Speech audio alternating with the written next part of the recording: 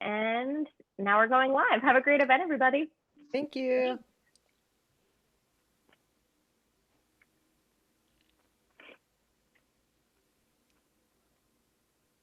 Good evening, and welcome to tonight's live online author event with Greenlight Bookstore.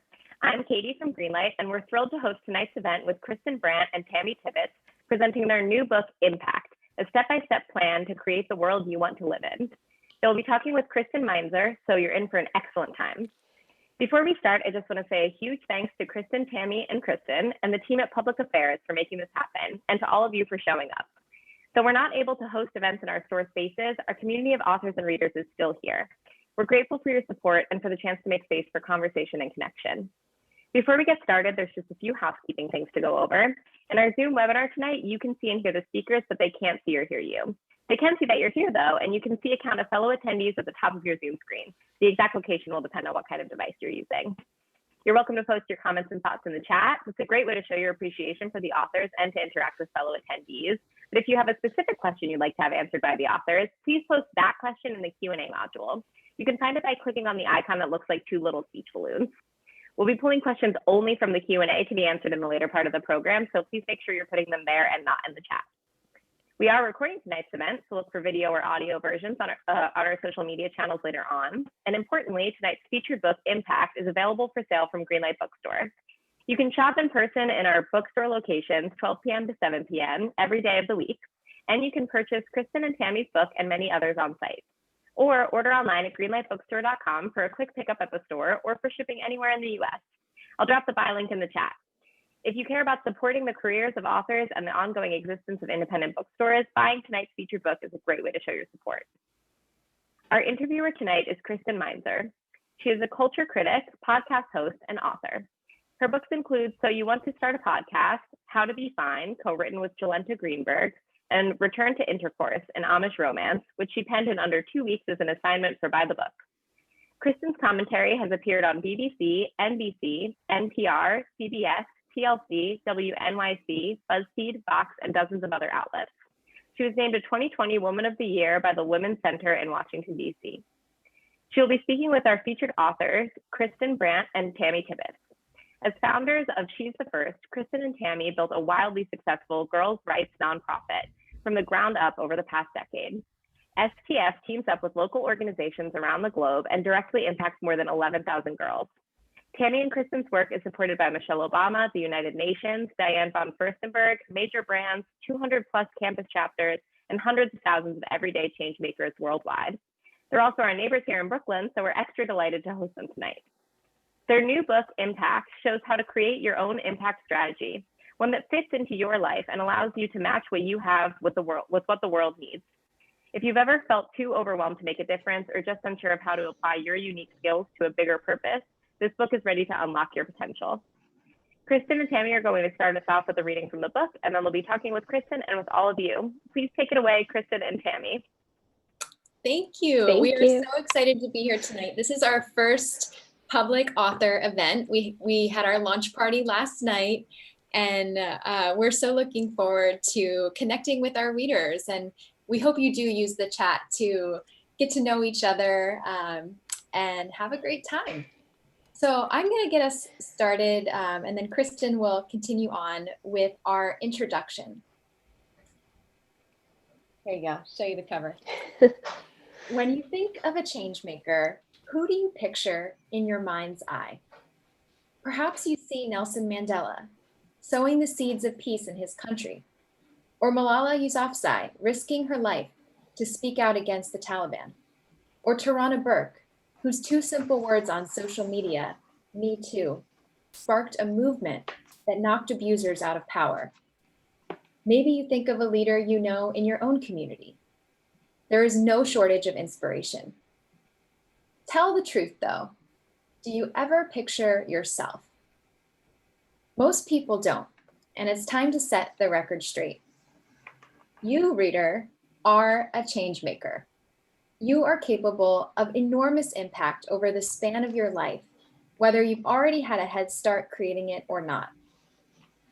People often ask us how to make a difference, and we find that most underestimate their own potential.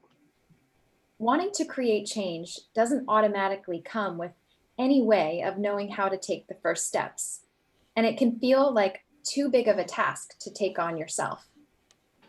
So, what is standing in the way between who you are and the change maker you're meant to be? Maybe you don't know where to start. When you turn on the news, you see a mess of immigration policy, the surge of racism, and the dangers of a broken political system. Alt-right views and fake news spread on social media and have compromised democracy. The planet faces irreparable damage. You see migrant camps at borders, nationalism gaining traction, wildfires raging, women sexually abused. It can feel utterly overwhelming. It's easier to turn a blind eye in defeat or in the hope that someone else will take care of it. But deep down inside, you're not the kind of person who turns away, or else you wouldn't have picked up this book. And what you're holding in your hands now is a starting point. Your curiosity to come on this journey has effectively begun the work that will help you turn your anger and frustration into an action plan. It will fall into place sooner than you think. Maybe you think your efforts will be insignificant. Your small steps can seem tiny compared to large movements like Black Lives Matter, Moms Demand Action, Me Too, or Fridays for Future. And even when you are contributing, it can seem impossible to navigate such a complex space where one misstep could lead you to cancellation. Suddenly, changing the world feels too big to take on. Is it even worth it to try?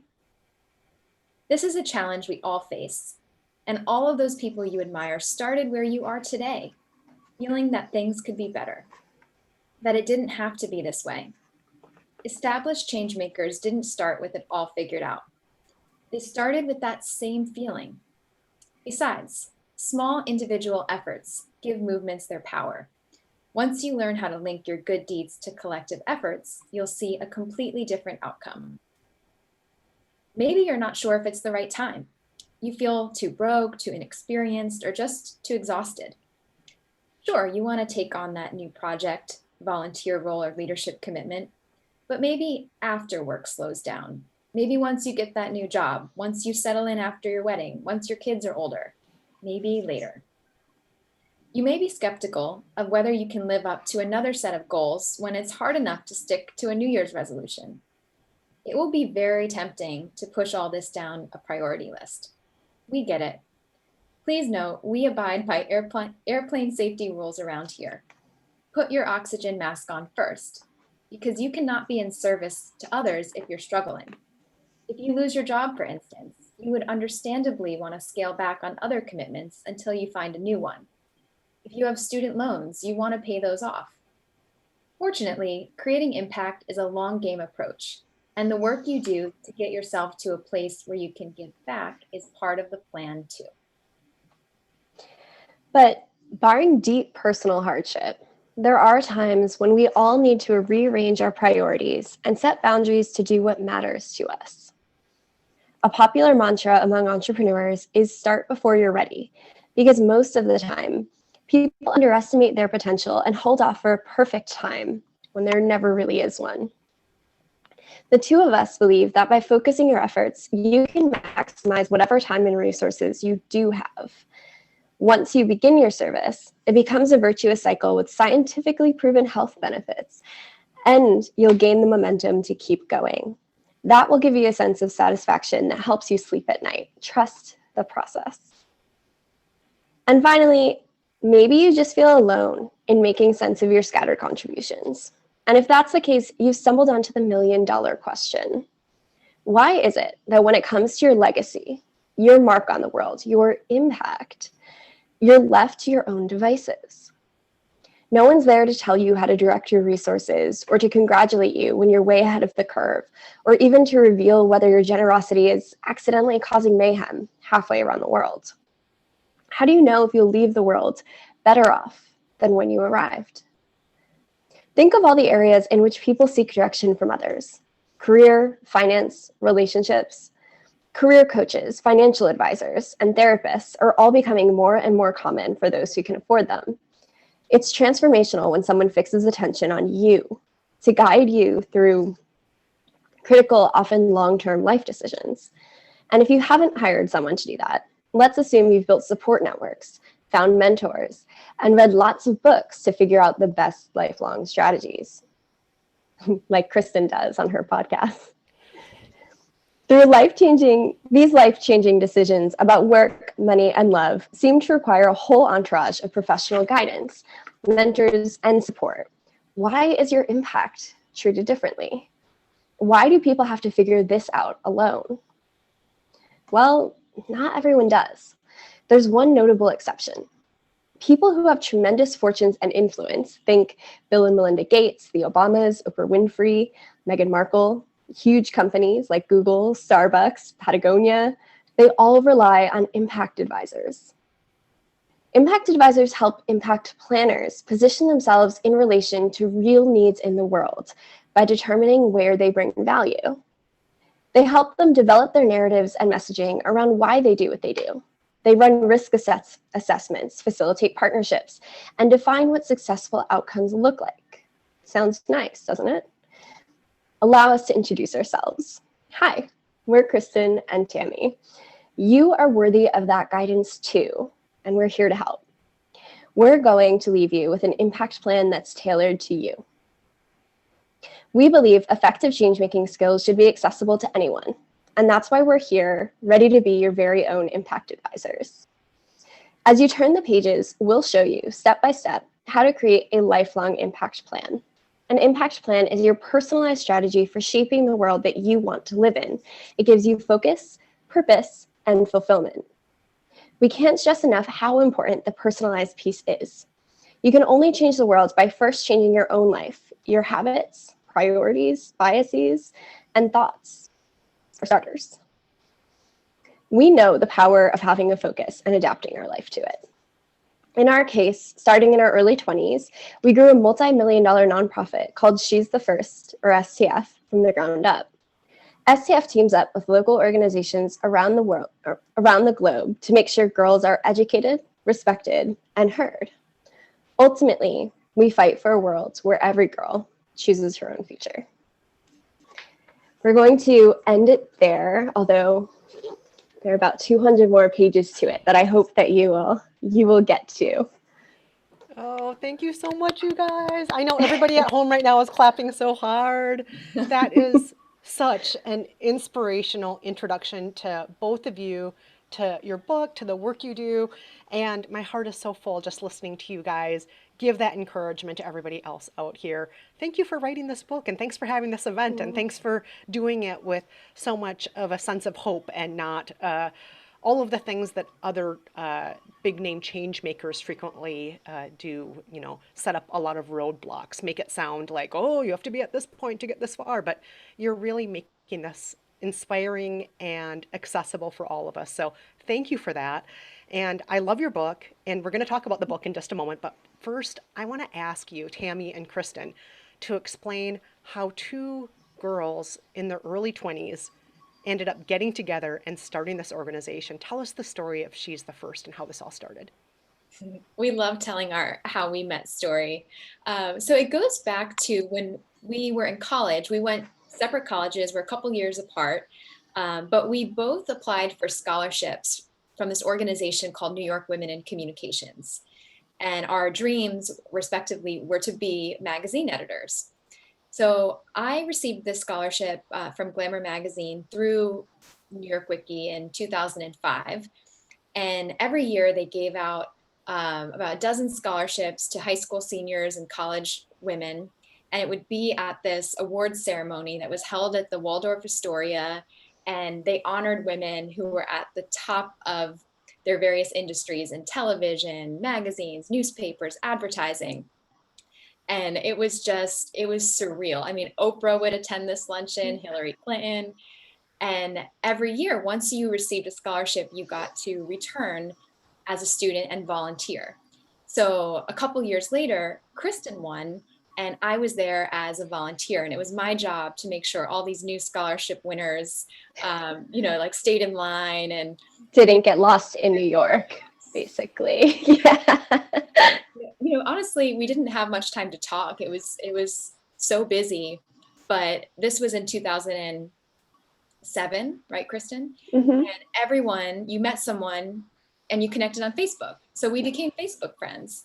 And for the next couple of years, we didn't even have a single conversation, but turns out Kristen was, keeping tabs on my feed, because in 2009, I posted something and I read an article that just infuriated me. It was published by an African newspaper, and it was about teenage girls in Liberia who the pregnancy rates were going up, and they were blaming girls for getting pregnant. They weren't addressing the role that boys played in this, the fact that sex education wasn't offered to girls. And I posted like, this is wrong. Like, it is so important for girls to have an education, but 130 million girls around the world don't have that opportunity. Like, I want to make a YouTube video, a social media campaign that will raise awareness and funds. Would anyone like to join me? And Kristen's post. Yeah. And so I had been studying at Syracuse University, and as Tammy mentioned, was studying to be a magazine editor and a journalist. But I was really interested in writing about girls and women's issues. And this is when all of this research and kind of longitudinal studies about girls' education, it was all starting to come out in 2009. So you had Half the Sky by Nick Kristof and Cheryl Wooden. You had The Girl Effect. You had all of these kind of big media moments around girls' education and a lot of research backing it up, but not a lot of action. And so when I saw Tammy's post, I jumped on it and I said, yes, absolutely, me. And I was the only one who responded. So by default, I got the job. Yeah, so that's how it started as a social media campaign. Neither of us had the ambition of working for a nonprofit, let alone running one. At the time, I was working at 17 Magazine, which was really a dream job. And we can talk more about, North Stars later, but I've always been pointed in the direction of wanting to serve young women and girls.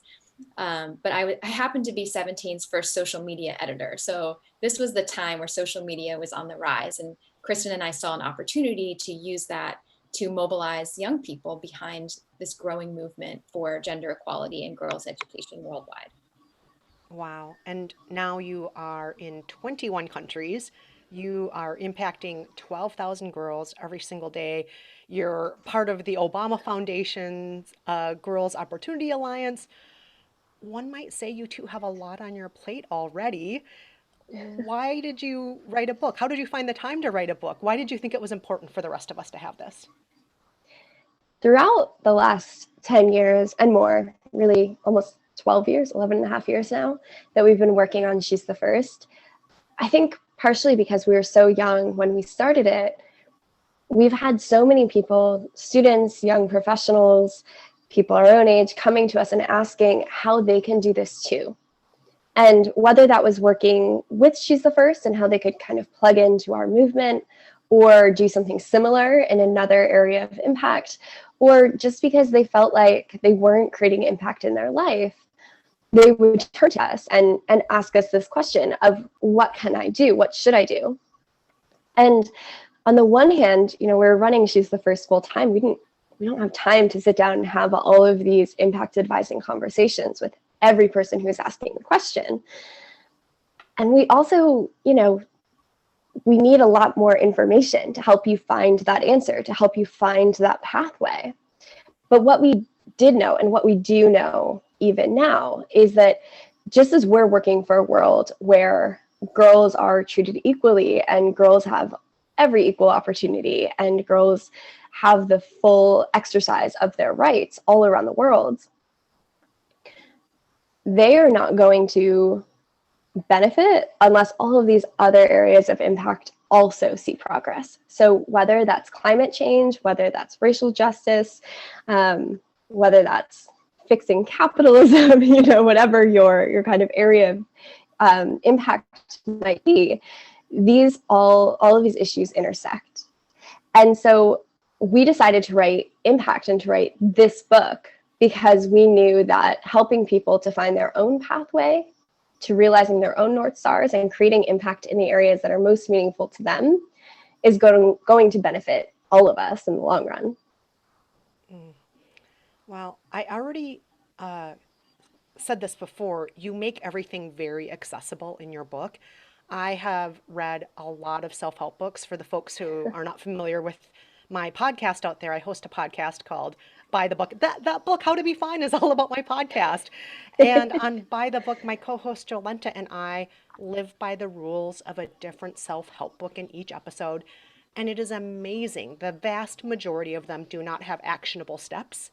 The advice is very confusing and elusive. It feels like it's not accessible. And, I really appreciate that in your book, you actually make everything accessible. You have 10 specific, very clear steps to follow. You have a workbook in the back. You have guiding questions to lead us through.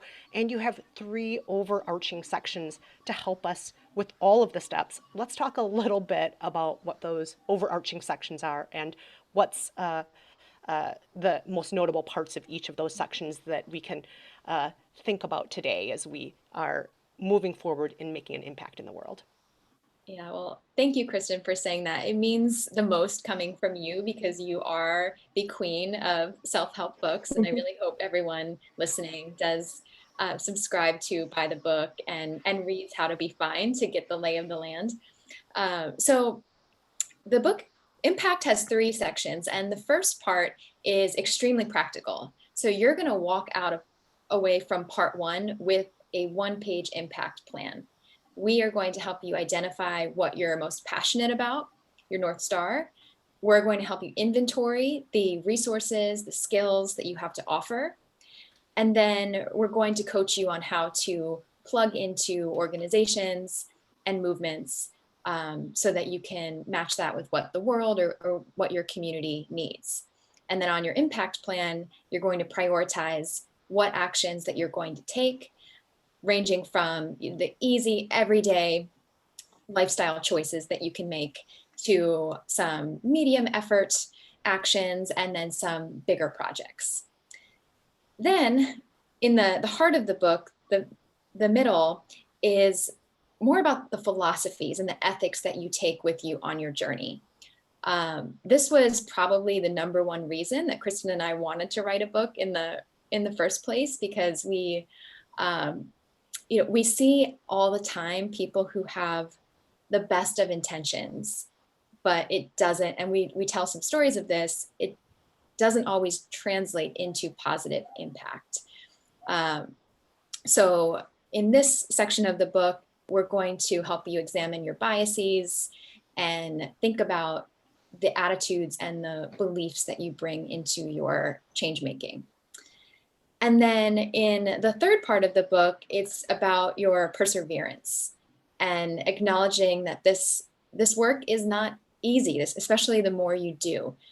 And how are you going to build the resilience and the grit? How are you going to surround yourself with people who will keep you accountable and keep you learning and growing? And we hope that the entire book is something that stays on your bookshelf for a long, long time, because it really is a lifelong practice. And we wrote this so that the new change maker, maybe say a college student who is just beginning to think about the mark that they want to make on the world, they could pick this up and get, a whole beginner's perspective.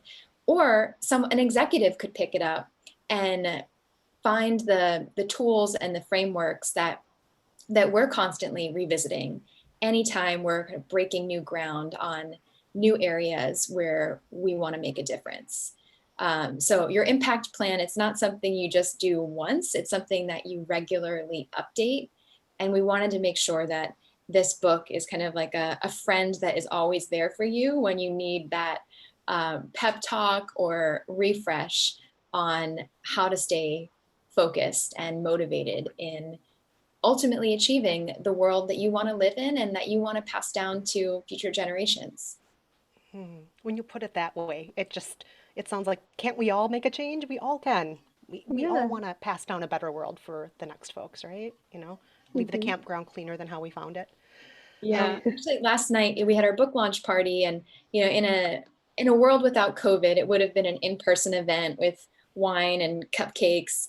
But because it was on Zoom, like the best silver lining is that we had all of these friends and supporters with kids at home, babies, toddlers who were on the call. And it was just a reminder of why we all need to like get on this work, because what are we going to leave for them?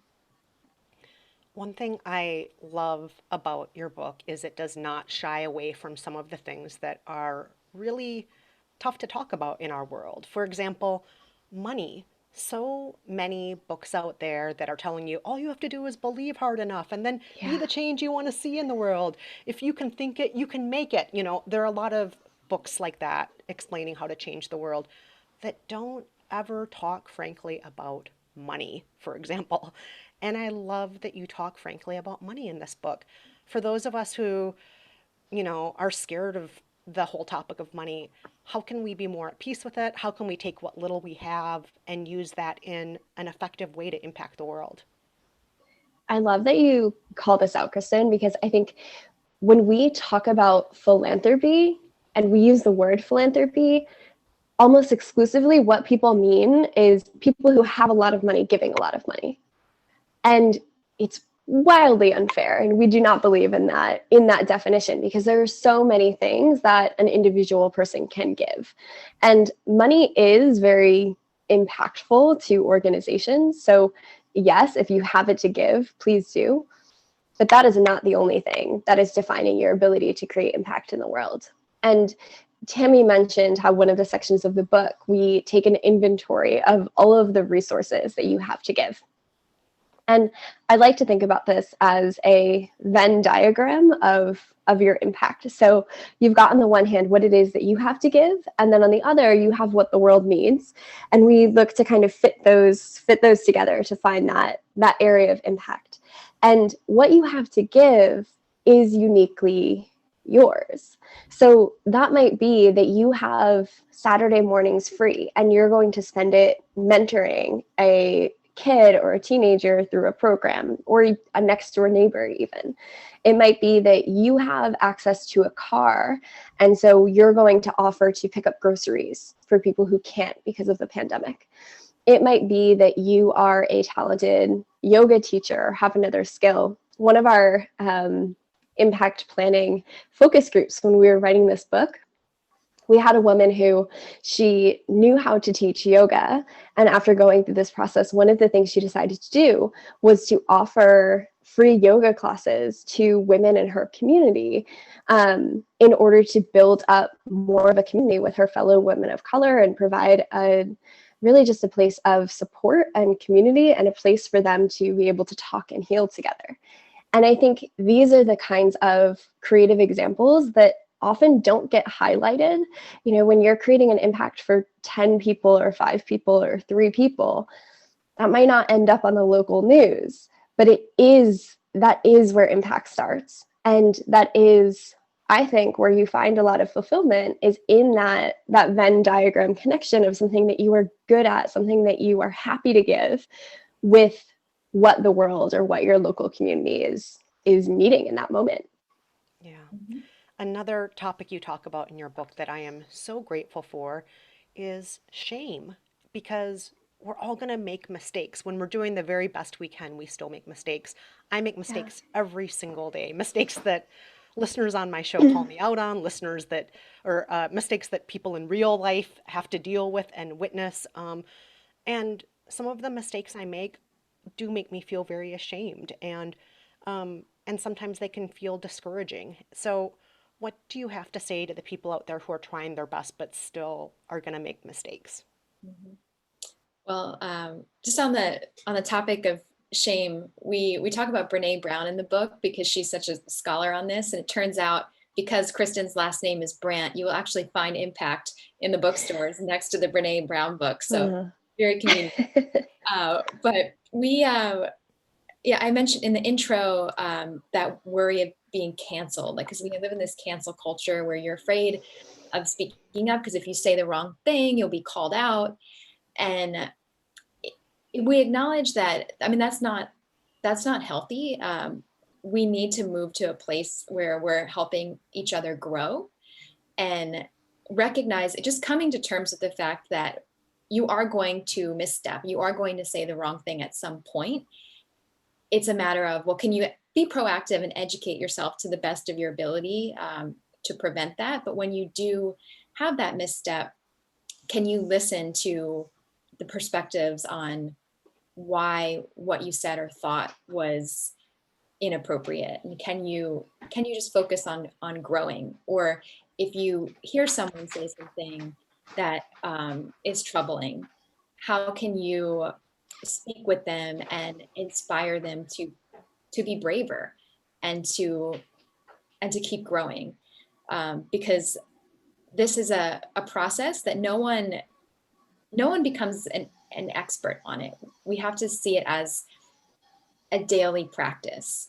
And when you give yourself that space to grow, I think it takes off this pressure that keeps people on the sidelines. And we can't afford for people to be holding back because they're afraid to mess up. So we hope that this book helps people feel more comfortable with taking those chances, because without them, we won't achieve any progress. So encouraging. This whole thing is so just inspiring. Now, one thing I really think is important in any conversation like this about changing the world, and you talk about it in your book, is the difference between Band-Aids versus systemic change. And for some of us, we think, oh my gosh, but maybe that's all I can do is, donate a coat to the coat drive. And, is that even worth it anymore? Is that really, that's not systemic change. What should I do here? Are we really, screwing up if we're only helping with Band-Aids? What are your thoughts on Band-Aids versus systemic change? Yeah. So if anyone listening isn't up on the vocab, oftentimes Band-Aids are these kind of social fixes that get a really bad reputation. And that's because, as Kristen was alluding to, they are fixes that only fix something in the short term. So she gave the example of giving a coat. So if someone is experiencing homelessness and you give them a coat, you've solved the problem of them feeling cold, but tomorrow they still are without a house. And so it's not fixing the system issue. It's not getting to the root of the problem. And a lot of volunteer opportunities, food kitchens are a great example of this, where when you volunteer in a food kitchen, you are solving somebody's hunger for a meal, but you're not solving the systemic issue, which is poverty, which is our current minimum wage, which is lack of social programs that allow people to get ahead, all of these kind of bigger systemic issues. And so some people in the social justice world have started to say, this is just a Band-Aid. What you're doing is just a Band-Aid, and get a little bit dismissive of this. And we have a hard time with that, because when someone is in front of you and they are hungry and you are able to feed that person, that is not a bad thing. Solving a short-term challenge or crisis or pain for someone is never a bad thing, and we would never tell you not to do it. But what we will ask you to do is to start asking questions and to start interrogating these Band-Aids that you might be engaging in, to understand what those root causes might be. So if you are volunteering at that food kitchen on Thanksgiving, start talking to people in line. Strike up a conversation, start doing a little bit of research, understand why people in your area might be relying on that food kitchen. Because once you figure that out, then you can decide to, for example, start a monthly donation to a local politician who is working to change that, or toward a local community group who's working to change social systems within your community. You might start volunteering with an organization who's working on the problem, or lobbying, right? You have kind of options to become involved in collective action to fix the root cause. And that's what I would say is the power of your impact plan, is that you're able to combine Band-Aids, which allow you to alleviate immediate need. And that it is important. I will fight to the death on this. It is important to do that. But you balance them out with actions that you take on a collective level, actions that you take with other people so that they have a bigger systemic effect. And so that hopefully no one needs your Band-Aid fix in the future. Now, I just want to remind all the folks who are joining us for this event today that we would love to take your questions in the Q&A section. So on your screen down on the lower right, you'll see a Q&A section. Please put all your questions in there. We know you have a lot of questions for Kristen and Tammy about how you can change the world. So throw those in there. I have a couple more questions I want to ask though first before I get to all the questions of folks here. So I just got to ask about hopelessness.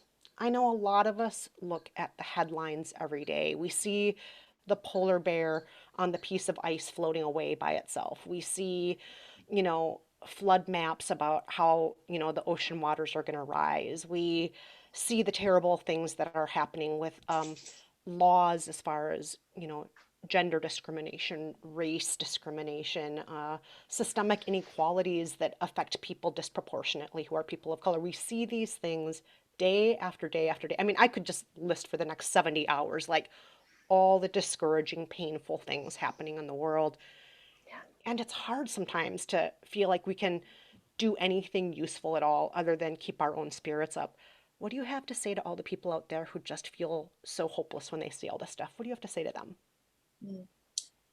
Well, this kind of ties into our chapter on resilience and just reflecting on the year that 2020 has been. I mean, there has been one disaster after another. We're still living in that reality. And we see that in our own cities, country, and then on a global scale with the mission of She's the First, what we do serving girls as schools have been shut down around the world. It's just deep into the crisis. It is estimated that an additional 20 million girls on top of the 130 million who are already out of school won't return after the pandemic. And their families that are living on less than $1 a day, are struggling. And it just, there have been real lows this year where Kristen and I have definitely, you have to give yourself space to let your heart break and to feel hopeless. But then the next day you've got to pick back up and focus on what you can do to keep moving forward. And just, a couple weeks ago, I know that we felt when we were dancing in the streets of Brooklyn after the results of the election were announced that Biden and Harris won, for us and hopefully for you too, it was such a reminder that all of those small actions that, in the moment, if you were phone banking or sending letters, maybe felt like they wouldn't even be just a tiny little drop in the bucket. We all saw how, collectively, all of those tiny actions did enable this victory and this hope for, a better 4 years to happen. So we're really grateful that this book is coming out in the world, like riding on that wave, because the reality is the fact that the election results were so close, indicates we still have quite a lot of work to do in our country, let alone, on a global scale too. But we're heading in a more positive direction. And we hope that just now, the times that we're living in, as of November 18th, that people are feeling that ray of optimism that will get us through what is going to be a difficult and scary winter due to COVID. I know I'm inherently an optimistic person. I think Kristen is too. And one of the ways that we kind of stay that way is with our North Star and working with, these invincible girls around the world. When I'm having my toughest days, I think about them. I think about our partners, the grassroots organizations we work with around the world. And that keeps me going. So whatever you choose as your lane for making a difference, there's gotta be someone who's doing the work that you can think of, who, when you think, you're gonna throw in the towel, when you think of that person, you could not in a million years look them in the eye and say, I'm giving up on you, think of that person and keep it going. Oh, God. No, I'm thinking of my Nana. Oh my gosh, that's beautiful. Rather than ask my next question, I'm actually going to get to a couple of the questions that have come in because they are pertinent to what we're talking about right now. Michael says, how do you make time for your North Star when you're already overwhelmed? Mm. I do think the first step in this is what Tammy was talking about when it comes to identifying what you're fighting for.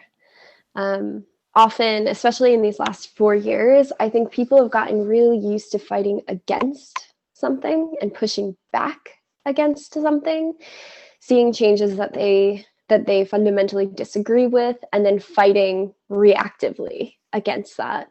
And I think it's really important to identify what it is that you are fighting for, because when you are building something, it comes with excitement, it comes with energy, it comes with all of those motivational forces that push you to get out of bed in the morning in a way that, I think it's really easy to be overwhelmed and unsure of what to do when you haven't identified that thing that you fight for.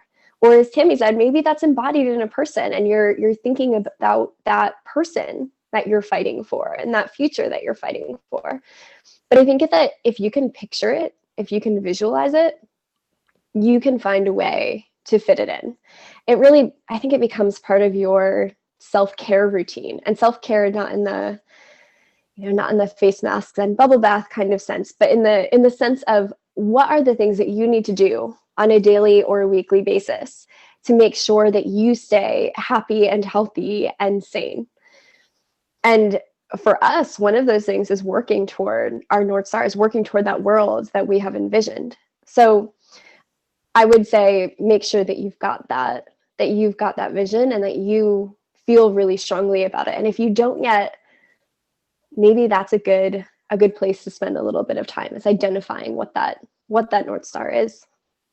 And what tips do you have for people who don't know how to identify what their North Star is? Well, we believe your North Star it's within you. It's not like you're just picking it out of thin air.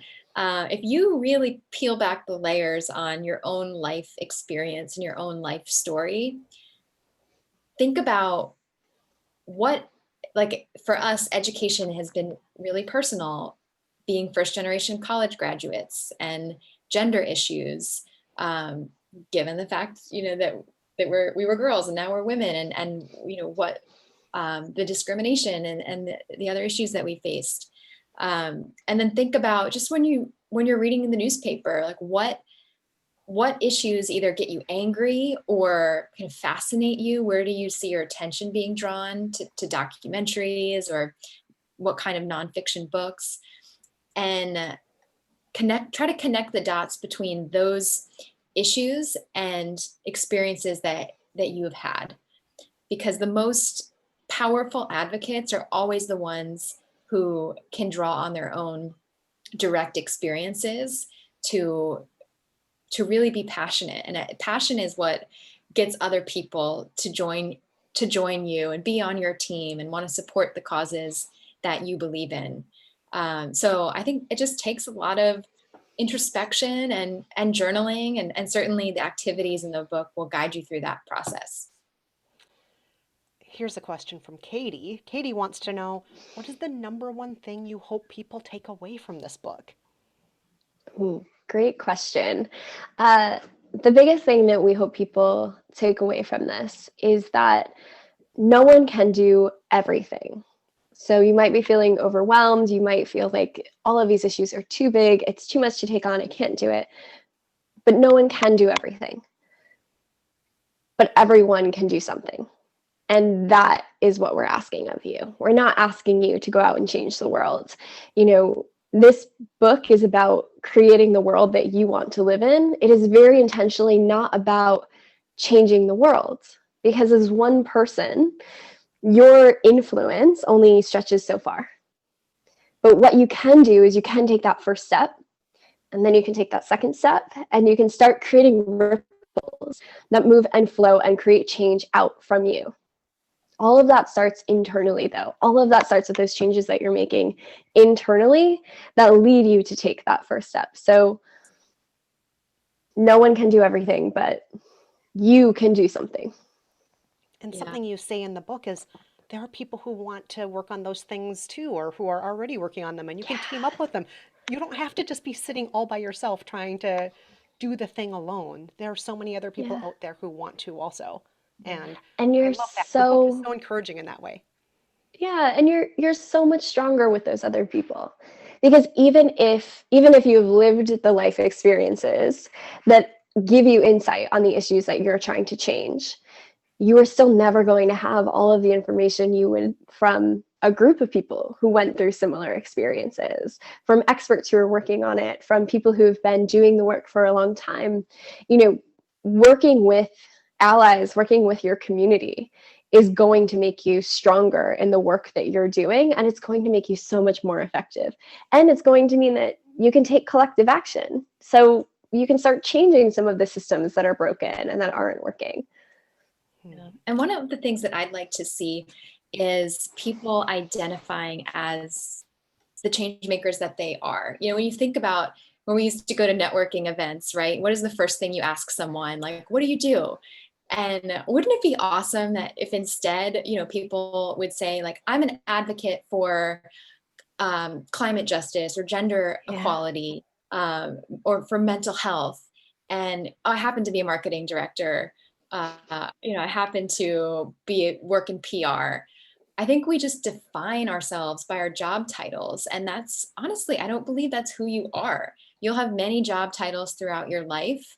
I think that who you truly are is the advocate for the change you want to see in the world. So why not present yourself as that person, whether when you're at a networking event or on your LinkedIn page, on your website, because I think that's how you become a magnet for these opportunities and for the people who believe in the same thing that you do.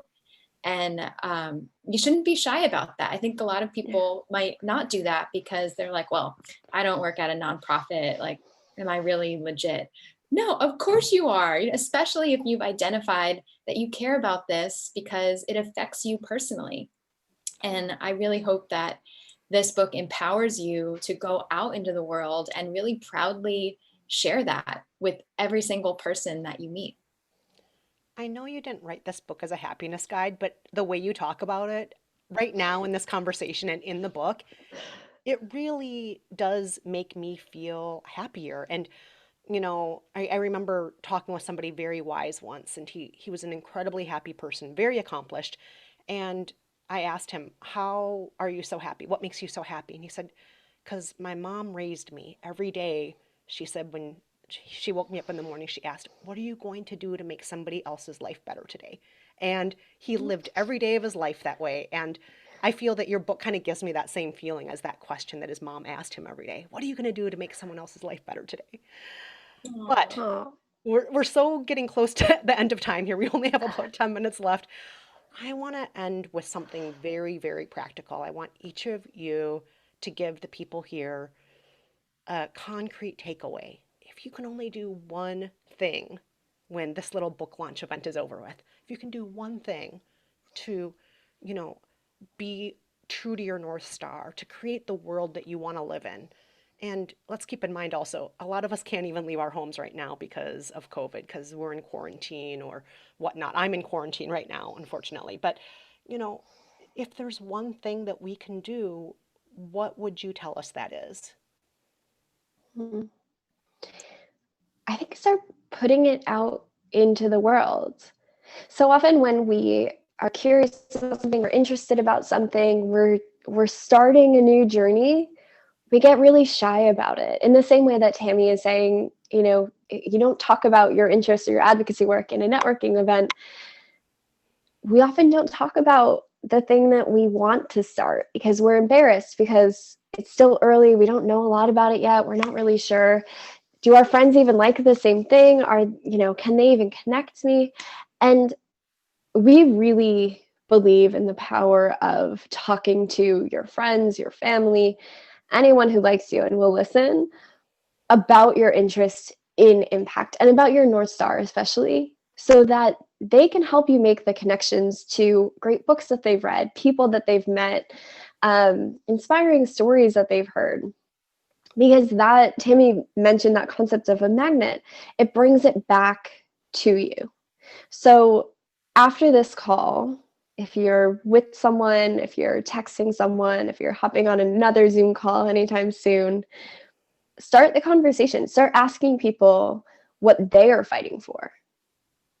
And tell them what you're fighting for, what you're thinking about fighting for, what you might be interested in starting to do. Because that's how you're going to find those people, that community that's going to keep you going. And Tammy, anything to add to that?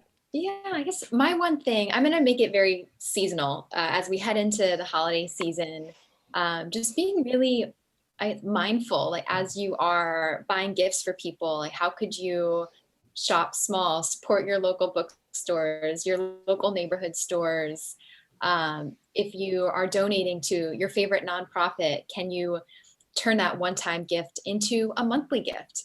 Monthly donations, even if they're small amounts, are so valuable to any nonprofit organization because it gives them the certainty of knowing what they can expect into the future. Instead of giving a gift, a product to someone who has everything, can you make a donation in their name? So I think that's just something going into the end of the year to be extra mindful of how you can give back through your generosity to your loved ones. That's beautiful and something we can all do. I do have one more question from somebody who's on the call here, and maybe it will get other people's brains sparkling and thinking about their own North Stars. The question is, what are some of your favorite North Stars that others have? Ooh, that's a really good question. Do you have favorites, Tammy? I don't have favorites per se, because I think it's, your favorite hopefully is your own. Yeah. But we give many examples of North Stars in chapter 1. And we really love it when people choose words that feel almost poetic, like that you would wear it on a bracelet or, tattoo it to yourself or something, like words that just resonate with you. I think if you can be somewhat specific and like, if your North Star is just that everyone is happy and healthy, like that's very broad. So I think that the more like, if you can narrow it down, like as Kristen and I, women and girls, like I think we like seeing that balance between something that, it is meant to be audacious, but being a little specific in terms of who you or what you want to impact, and then choosing words that light you up. Mm-hmm. I think one of our other favorite moments with North Star is less so, a specific favorite North Star, but the way that my North Star and someone else's North Stars click together. So we have a colleague who is really passionate about youth and creating a fair and equitable world for youth to grow up in. And she works with us at She's the First. And, you would think that everyone working at She's the First might have the same North Star, but actually we don't. They're all kind of slight variations, and they all work together and kind of click together into this holistic vision of a future where, frankly, people are better off. And I think that, for me, is one of the coolest things about listening to other people's North Stars, is imagining how when my North Star and your North Star come together, the kind of magic that creates, and the ways in which we might find each other at the same organizing events or volunteer events, because even though we're working toward slightly different things or we're fighting for slightly different goals, they meld together so beautifully to create something even more incredible. Wow. I just want to read a comment to you from, I apologize if I'm mispronouncing your name, Kashik Paisley, who says, Kashik says, Thank you for this. Wasn't expecting to be inspired by this book launch, but I am. I think we're all inspired right Yes. now. We're all very inspired. And I just want to remind folks, here it is. Sorry, the lighting's not perfect here. Yay, impact. And this really is a book that is a user guide to creating the world you want to live in. It is step by step. The steps are very easy to follow. As I said earlier, there's a workbook in the back. It's got everything you need. This is not just vague advice with quotes from famous people. This is real, actionable, wonderful stuff in here. And you can get the book at any of your local bookstores, at Greenlight Books, if you like, which is sponsoring the event tonight. And I just want to thank both of you so much again, Tammy and Kristen, for the work you do with She's the First. Thank you so much for writing this book. I know it's going to make such a huge difference in the world. And even the people out there who are not going to start amazing nonprofits like She's the First will read this book and at the end of it feel empowered to make the world a slightly better place, a little bit more like the world they want to see. So thank you so much, Tammy and Kristen, and thank you, Greenlight Books. Thank you, Thank Kristen. you. Thank you all so much for that fantastic discussion. And thanks to all of you for joining us. If you missed any of tonight's event, or if you just want to watch it again, we will be posting it to our YouTube channel. So please look out for it there. And as Kristen mentioned, don't forget to buy Impact in-store or online at greenlightbookstore.com. Thanks so much, everybody. Have a great night. Thanks all. Good night. Thank you.